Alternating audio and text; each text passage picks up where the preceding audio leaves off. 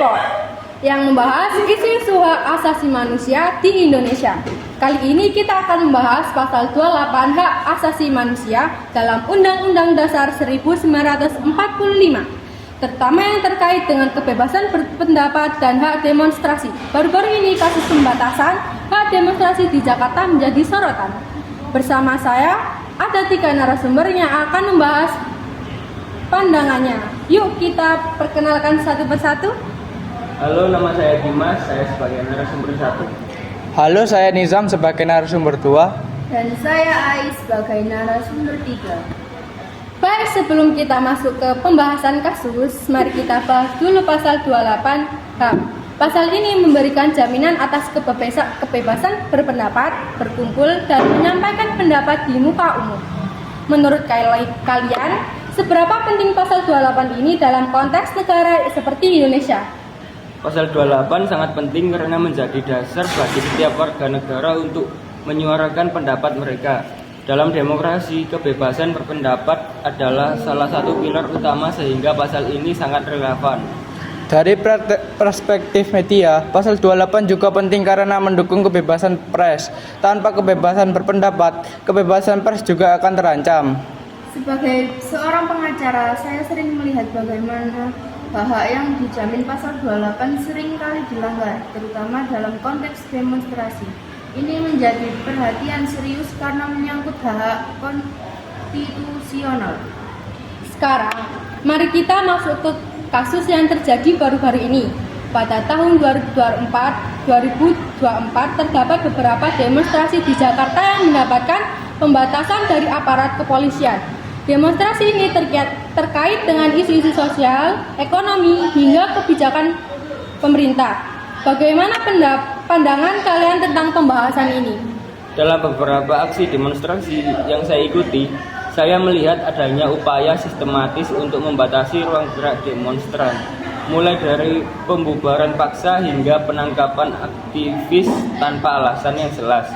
Ini tentu bertentangan dengan semangat pasal 28. Dari liputan yang saya lakukan, saya juga melihat bahwa pembatasan ini seringkali diwarnai dengan penggunaan kekerasan oleh aparat. Banyak demonstran yang ditangkap tanpa dasar hukum yang kuat, hanya karena mereka ingin menyuarakan pendapatnya. Secara hukum, pembatasan hak demonstrasi hanya dapat dilakukan jika ada ancaman serius terhadap keamanan publik. Namun, dalam banyak kasus, pembatasan ini lebih kepada upaya membungkam suara kritis terhadap pemerintah. Ini jelas melanggar prinsip-prinsip HAM. Bagaimana dampak dari pembatasan hak demonstrasi ini terhadap demokrasi di Indonesia? Pembatasan seperti ini menciptakan rasa takut di kalangan masyarakat.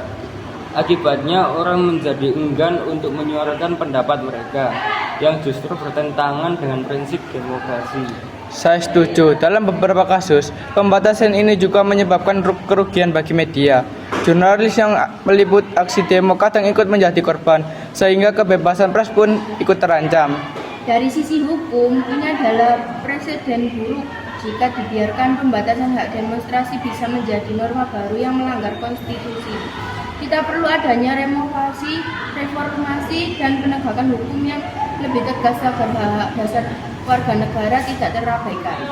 Lalu, apa yang bisa dilakukan untuk memastikan bahwa pasal 28 tetap dihormati dan hak demonstrasi dilindungi di Indonesia?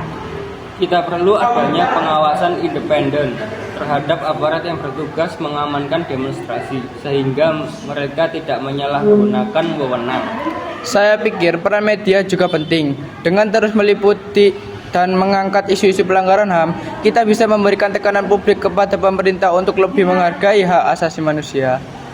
Selain itu, masyarakat harus memberdayakan melalui pendidikan HAM agar mereka paham hak-hak mereka dan tidak takut untuk menuntut keadilan. Sebagai kesimpulan, kita bisa melihat bahwa meskipun pasal 28 memberikan jaminan kebebasan berpendapat dan tidak demonstrasi, implementasinya di lapangan masih jauh dari harapan. Pembatasan hak demonstrasi di Jakarta adalah contoh nyata bagaimana hak-hak ini masih sering dilanggar. Benar, masyarakat perlu terus menyuarakan hak-haknya dan tidak tinggal diam saat terjadi pelanggaran. Dan bagi media, kita punya tanggung jawab untuk terus melaporkan dan memantau pelanggaran ini. Sebagai penegak hukum, kita perlu lebih kritis dan aktif dalam membela hak konstitusional warga negara. Tanpa upaya kolektif, hak asasi manusia akan terus terancam. Baik, terima kasih kepada para narasumber kita yang sudah berbagi pandangan dan informasi yang sangat berharga. Terima kasih juga kepada teman-teman pendengar yang sudah setia mengikuti diskusi kita hari ini. Jangan lupa untuk selalu berani menyuarakan pendapat dan bela hak asasi manusia. Sampai jumpa di episode berikutnya dari Cipot. Tetap kritis, tetap peduli, dan tetap bersuara.